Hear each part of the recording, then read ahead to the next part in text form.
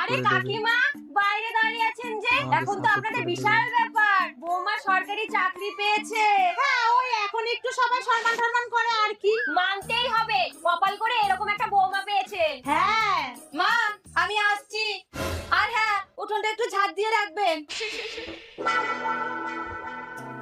বাহ, বৌমা চাকরি পেয়ে আপনাকে তো দেখছি চাকরি দিয়ে দিয়েছে। এই যে বাসন মাজা হয়ে গেল, আমার বাসি জামা কাপড়গুলো ধুয়ে রাখো তো। আরে স্যারের তো ডিউটি শুরু হয়ে গেছে দেখছি। ভালো ভালো, চালিয়ে যান স্যার।